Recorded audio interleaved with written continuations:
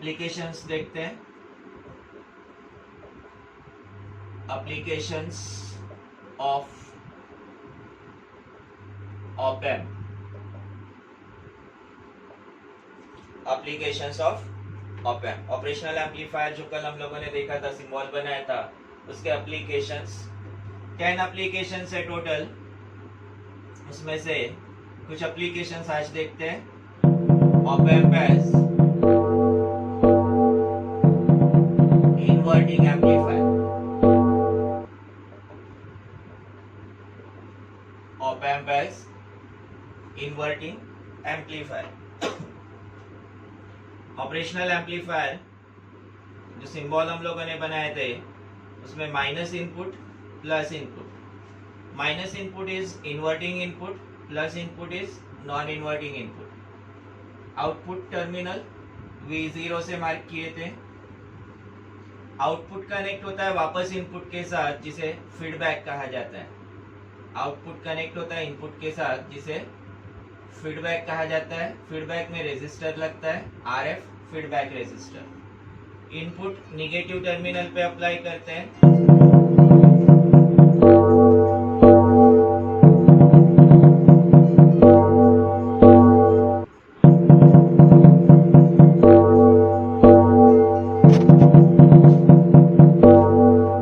Input side resistor लगता है, जिसे इनपुट रेजिस्टर RI कहा जाता है। इनपुट वोल्टेज VI जो कि इन्वर्टिंग टर्मिनल पे अप्लाई करते हैं। नॉन इन्वर्टिंग टर्मिनल ग्राउंड से कनेक्ट करता है। आउटपुट वापस इनपुट के साथ, आउटपुट वापस इनपुट में कनेक्ट होता है, जिसे कहा जाता है फीडबैक। फीडबैक में लगने वाला resistor RF feedback resistor. Input के साथ लगने वाला resistor input resistor. Positive terminal मतलब नॉन इन्वर्टिंग टर्मिनल ग्राउंड से कनेक्ट करते हैं। ये दो इनपुट टर्मिनल्स के बीच का डिफरेंस इसे मार्क करते हैं VD से। इनपुट रेजिस्टर के थ्रू करंट फ्लो होता है, इसे I से मार्क करते हैं। फीडबैक रेजिस्टर के थ्रू फ्लो होने वाला current IF feedback current. Supply voltage plus VCC minus VEE, plus VCC minus VEE। इसके अलावा ऑफसेट नल की 2 पिंस थी, वो 2 पिंस लगाने की जरूरत नहीं है। इवन एक आधे बार सप्लाई वोल्टेज भूल गए तब भी चलेगा।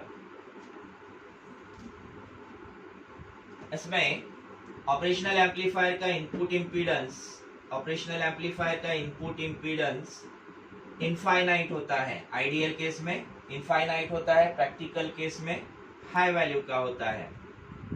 ये इनपुट इम्पीडेंस इनफाइनाइट होने की वजह से, इनपुट इम्पीडेंस इनफाइनाइट होने की वजह से यहाँ से जो इनपुट करंट आता है, ये इनपुट करंट को ऑपरेशनल एम्पलीफायर अलाउ नहीं करता। यहाँ इसको ये ब्लॉक कर देता है, इनपुट इम्पीडेंस इनफाइनाइट होने की वजह से।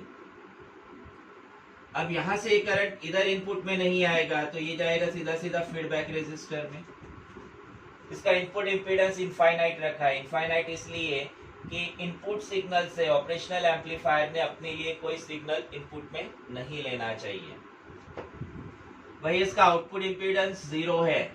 0 मीन्स आउटपुट इम्पीडेंस 0, प्रैक्टिकली लो है, आइडियल केस में 0 है।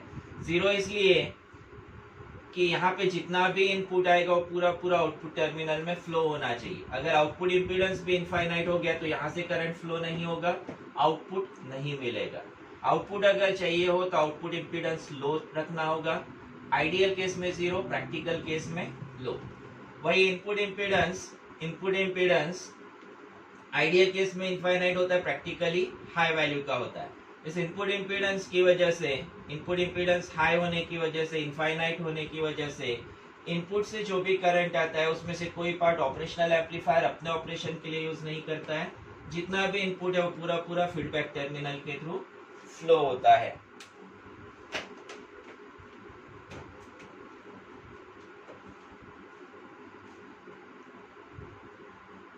An op amp with input on inverting signal, inverting terminal with non inverting terminal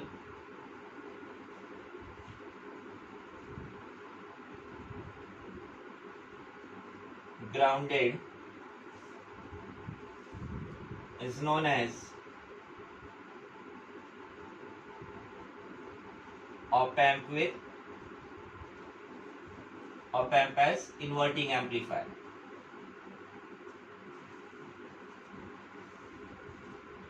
Op amp as inverting amplifier. ये एप्लीकेशन 3 या 4 मार्क्स के लिए आता है, 3 मार्क्स या 4 मार्क्स के लिए आता है। बोर्ड पे मैं जितना लिख के दे रहा हूं उतना पूरा पूरा इसको लिखना है। As input impedance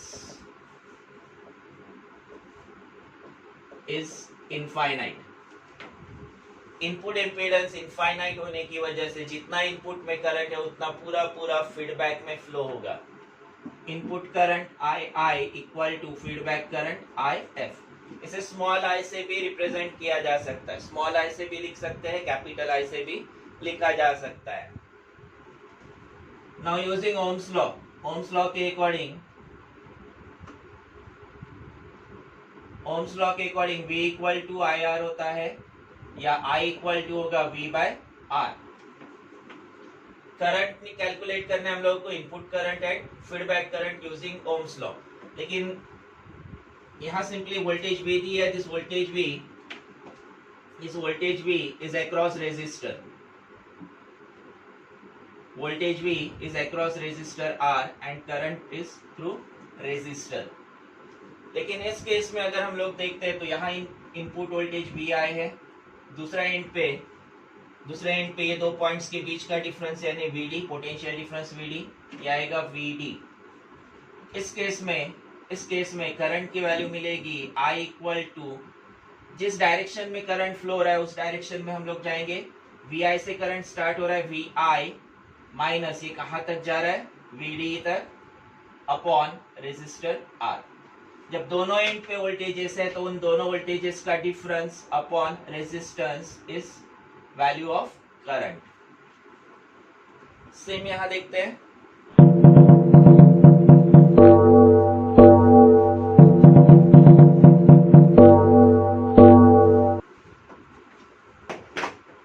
सेम यहां लिखते हैं। Input current II is, input current start हो रहा है VI से, VI माइनस ये आ रहा है VD तक, VD अपॉन रेजिस्टर है RI equal to feedback current. ये फीडबैक करंट स्टार्ट होगा यहाँ से, इस पॉइंट से, यहाँ इस पॉइंट पे वोल्टेज है VD माइनस ये आएगा up to V0 upon resistor, इस टर्मिनल में फीडबैक टर्मिनल में feedback resistor RF।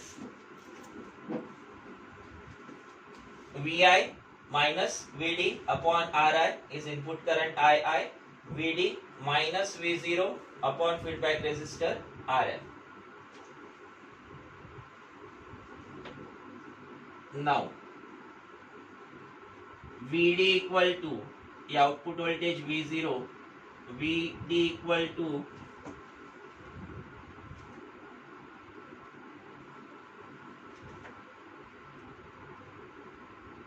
VD multiplied by AD। V0 equal to VD multiplied by AD। तो VD यहाँ पे जो VD वाला टर्म है उसके लिए वैल्यू, उसके लिए इक्वेशन देखते हैं। VD equal to V0 by AD as AD is differential mode gain is infinite, as AD is infinite, AD differential mode gain infinite है। तो अगर ये टर्म इनफाइनाइट हो जाता है, 1 upon infinite is 0, VD equal to 0 होगा। VD equal to V0 by AD है, AD की वैल्यू इनफाइनाइट है, 1 बाय इनफाइनाइट मींस 0, तो VD equal to 0। Substituting this VD equal to 0 in this equation, we get VI minus 0 upon RI equal to 0 minus V0 upon RF। इस expression या जो भी हम लोग एप्लीकेशन देख रहे हैं उसमें आउटपुट के लिए हम लोग को एक्सप्रेशन चाहिए। आउटपुट के लिए एक्सप्रेशन बनता है V0, ये output V0 equal to VI upon RI, इधर से ये माइनस साइन आएगी और RF होगा। माइनस, ये वाली माइनस साइन मैंने यहां ले लिया, RF ऊपर आएगा upon RI multiplied by VI।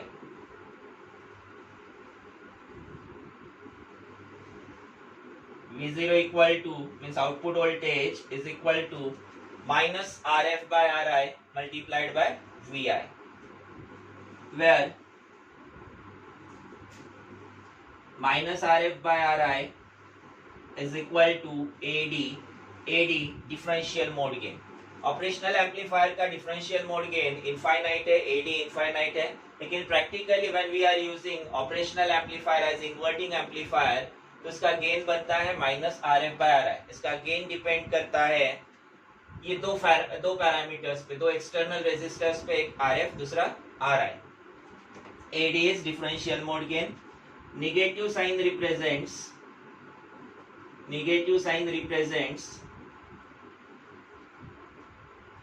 180 degrees out of phase।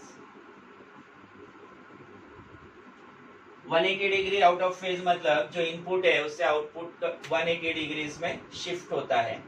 कैसे वो देखते हैं,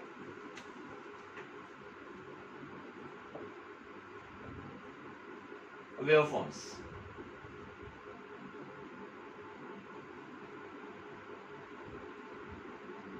with respect to time input signal VI sine wave input देते हैं, output voltage V0 with respect to time.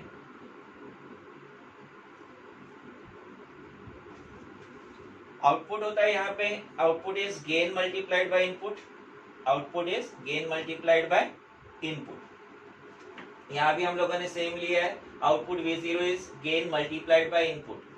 इस ऑपरेशनल एम्पलीफायर का गेन AD और इनपुट इसमें VD। गेन इनपुट गेन के साथ मल्टीप्लाई होता है तो आउटपुट हमेशा इनपुट से ज्यादा होगा। अगर ये इतना इनपुट है, इतना हम लोगों ने इनपुट लिया है 2 वोल्ट 4 वोल्ट 5 वोल्ट जो भी होगा, इतना अगर इनपुट लिया है तो आउटपुट कम से कम इतना होना चाहिए, इससे ज्यादा होगा। तो आउटपुट इस मैक्सिमम आउटपुट पीक वैल्यू यहाँ पे आएगा और निगेटिव पीक सेम इतना ही नीचे यहाँ पे ही आएगा। लेकिन अब इसमें आउटपुट 180 डिग्रीज का फेज शिफ्ट है, 180 डिग्रीज आउट ऑफ फेज है, फेज शिफ्ट है, यानी जो पार्ट पॉजिटिव है वो निगेटिव आएगा, जो पार्ट पॉजिटिव है वो निगेटिव होगा और जो पार्ट निगेटिव है वो पॉजिटिव में आएगा।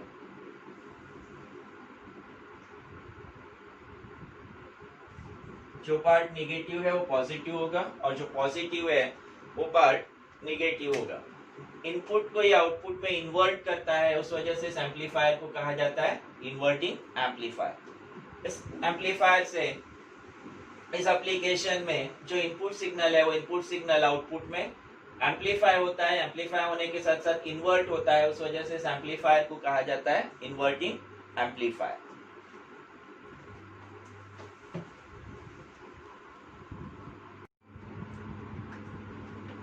सेकेंड एप्लीकेशन है op amp as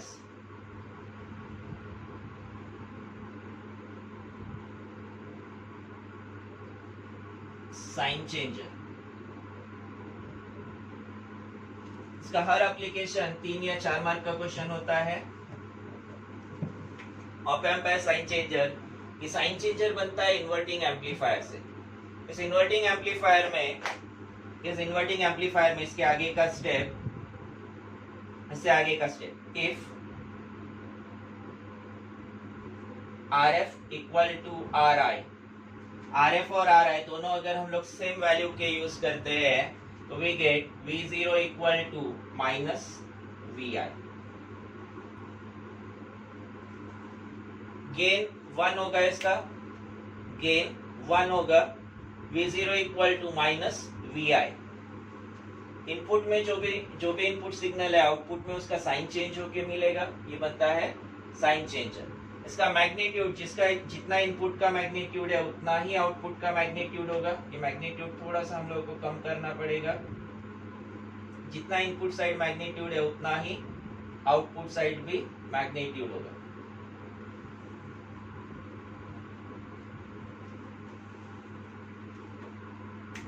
op amp as sign changer. Simply जो इन्वर्टिंग एम्पलीफायर का इक्वेशन है हम लोग को लिखते वक्त पूरा ये डायग्राम के साथ पूरा लिखना है। यहाँ RF by RI दोनों अगर सेम वैल्यू के होते हैं, if RF equal to RI तो V0 we get V0 equal to minus VI, दोनों कैंसिल होंगे तो V0 equal to minus VI। Means output is in output we get 180 degrees phase shift और sign changer.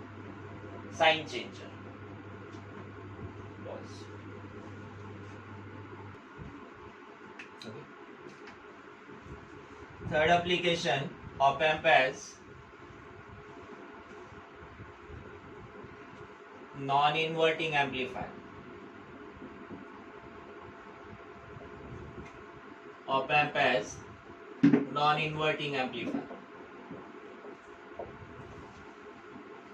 Non inverting amplifier की case में input apply करेंगे तो non inverting terminal और inverting terminal को ग्राउंड से कनेक्ट करेंगे।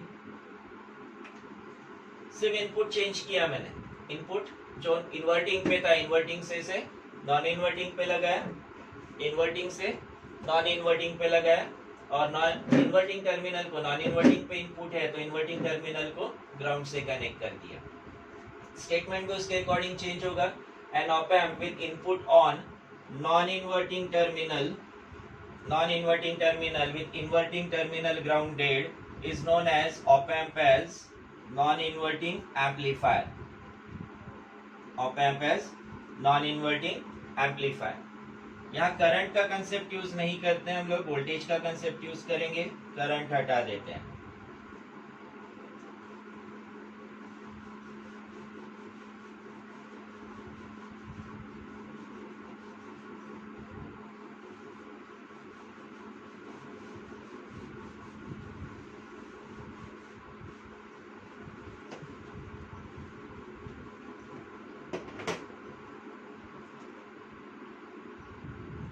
आउटपुट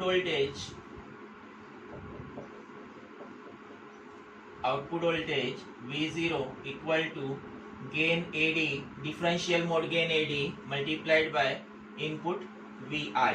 अभी भी इनपुट हम लोगों ने VI रखा है।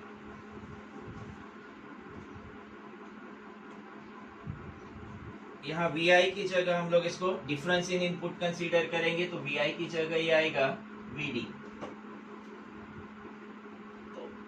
VD इक्वल टू होगा V0 by AD, as AD means differential mode gain for ideal op amp is infinite, तो VD इक्वल टू 0 होगा। Differential mode gain AD infinite है, डिफरेंशियल मोड गेन इनफाइनाइट होने की वजह से VD 1 by infinite 0 होगा, तो VD इक्वल टू 0 आएगा। देन इस पॉइंट को कंसीडर करते पॉइंट A, इस पॉइंट को कंसीडर करते point B। Now VD is difference between these 2 points. VD is voltage difference between these 2 points A and B. Potential at point A minus potential at point B. VD is difference between these 2 points, potential at point A minus potential at point B, VA minus VB. But VD is 0, VD equal to 0, तो VA equal to VB हो जाएगा, VA equal to VB होगा। Potential at point A is equal to potential at point B. VB, this VB B point B is directly connected to input, तो इस point पे potential होगा जितना input है उतना ही। पॉइंट ए पे लेकिन वोल्टेज डिवाइडर थ्योरम अप्लाई करना पड़ेगा, पॉइंट ए पे वोल्टेज डिवाइडर थ्योरम यूज करते हैं। इस थ्योरम के according potential at point voltage at point A या potential at point A V A equal to इस पॉइंट पे पोटेंशियल निकालना in terms of V zero, output voltage V zero. इस point पे पोटेंशियल कैलकुलेट करना in terms of output voltage V zero. तो V zero multiplied by resistor in opposite terminal. यहाँ से यहाँ तक अगर देखते हैं तो इससे अपोजिट टर्मिनल होगा या ये terminal. V zero multiplied by resistor in opposite terminal upon sum of resistors from ground to जो भी वोल्टेज अप्लाई किया उस वोल्टेज तक। यहाँ होगा इस पॉइंट पे potential V zero multiplied by in terms of V zero calculate करना है। V zero multiplied by resistor in opposite terminal R I upon sum of resistors R I plus R F. ये हो गया एक equation V A वाला। अब V B also V B equal to V I. इसे equation 1, इसे equation 2, इसे equation 3 consider करते हैं। तो using equation 1, 2 and 3 from 1, 2 and 3, equation number 1 is V A equal to V B. V A है V zero multiplied by R I upon R I plus R F equal to V B है V I. तो V zero होगा R I plus R F upon R I multiplied by V I. इसी को लिखा जा सकता है therefore we zero equal to 1 plus R F by R I multiplied by V I, where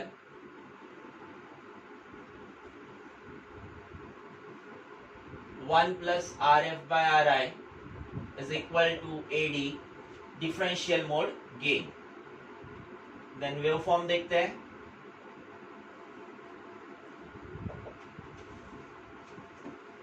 output का equation मिल रहा है हम लोगों को V zero equal to 1 plus R F by R I multiplied by V I. This 1 plus R F by R I यहाँ से देखते हैं, यहाँ हमारा इक्वेशन था V zero equal to R I plus R F by R I. इस equation को distribute किया हम लोगों ने, यहाँ आएगा 1 plus R F by R I.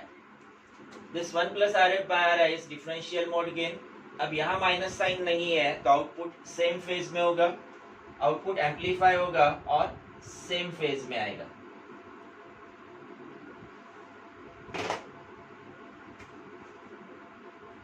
Output amplify भी होगा और सेम फेज में आएगा।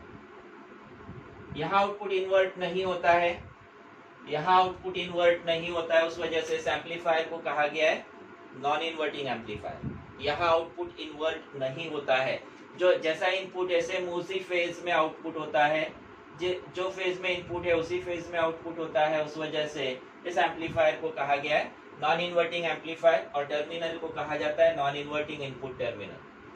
नेगेटिव टर्मिनल पे इनपुट देते हैं तो आउटपुट इन्वर्ट होता है, 180 डिग्री से फेज शिफ्ट होता है, उस वजह से उस एम्पलीफायर को इन्वर्टिंग एम्पलीफायर कहा जाता है। इनपुट को inverting input terminal.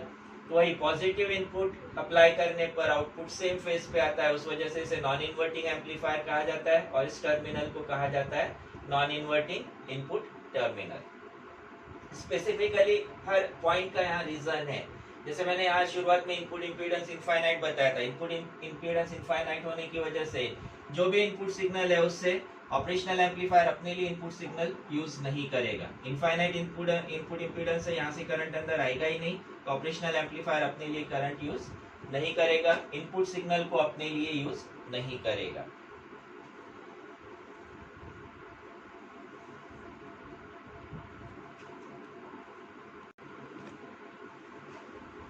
Then fourth application, op-amp as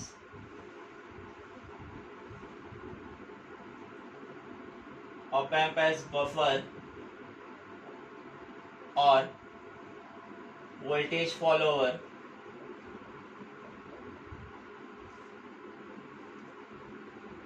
इसी को यूनिटी गेन एम्पलीफायर भी कहा जाता है। Unity gain amplifier, op amp as buffer और वोल्टेज फॉलोअर और यूनिटी गेन एम्पलीफायर। ये बनेगा बफर या वोल्टेज फॉलोअर, ये बनता है नॉन इन्वर्टिंग एम्पलीफायर से। नॉन इन्वर्टिंग एम्पलीफायर में यहाँ हम लोगों को जो आउटपुट इक्वेशन मिला है,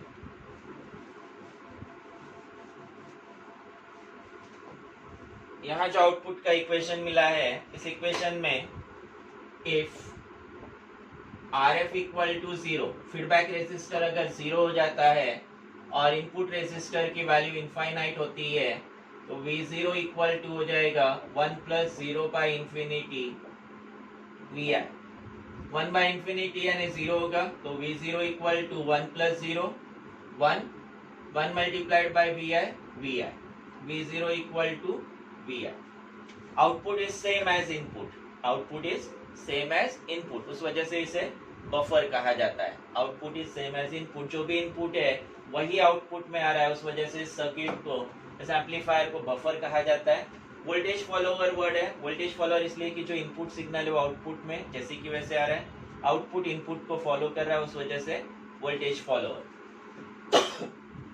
देन आउटपुट होता है गेन मल्टीप्लाइड बाय इनपुट। इसका गेन, यहाँ गेन कुछ नहीं है, इसका मतलब गेन होगा 1 मल्टीप्लाइड बाय VI। गेन 1 होने की वजह से इसे कहा जाता है यूनिटी गेन एम्पलीफायर। गेन 1 होने की वजह से unity gain amplifier.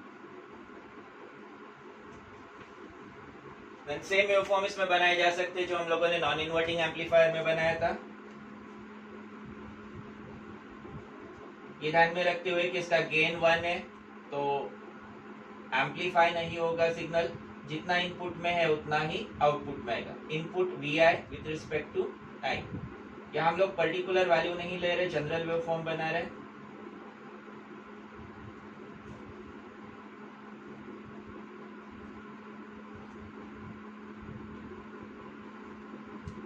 Output voltage V0। Output बनाते वक्त ये ध्यान रखना है कि कम से कम जितना इनपुट है उतना इसका एम्पलीट्यूड दिखना चाहिए, यहाँ तक इतना एम्पलीट्यूड आना चाहिए। और यूनिटी गेन एम्पलीफायर है या बफर है, तो जितना इनपुट है उतना ही आउटपुट शो करना है, उससे ज्यादा आउटपुट शो नहीं करना है, उससे कम भी नहीं होना चाहिए।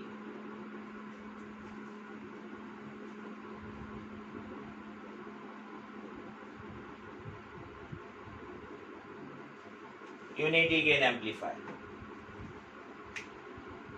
4 एप्लीकेशंस। पहला एप्लीकेशन हम लोगों ने देखा इन्वर्टिंग एम्पलीफायर, जिसमें आउटपुट इक्वेशन है इन्वर्टिंग एम्पलीफायर। इन्वर्टिंग एम्पलीफायर के केस में हम लोगों ने इनपुट अप्लाई किए थे to inverting terminal means negative terminal.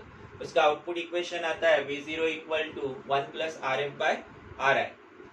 इस इन्वर्टिंग एम्पलीफायर से ही हम लोगों ने बनाए थे साइन चेंजर। साइन चेंजर में output equation inverting amplifier V0 equal to minus RF by RI। Minus RF by RI में RF और RI की वैल्यू सेम रखते हैं, तो वो बनता है V0 equal to minus VI। Output में इनपुट का साइन चेंज होता है, उस वजह से उसे sign changer. Then next application, third application हम लोगों ने देखा है op amp as non inverting amplifier. Non inverting amplifier जिसमें इनपुट लगता है नॉन इन्वर्टिंग टर्मिनल पे मींस पॉजिटिव टर्मिनल पे। इसका आउटपुट आता है V0 equal to 1 plus RF by RI VI। और इसी में अगर हम लोग RF की वैल्यू 0 रखते हैं और RI को इनफाइनाइट वैल्यू का रखते हैं, तो V0 equal to VI। Fourth application बनता है बफर या वोल्टेज फॉलोअर या फिर यूनिटी गेन एम्पलीफायर। इसमें एक डायग्राम और बनता है, वेवफॉर्म के साथ साथ एक डायग्राम और बनता है।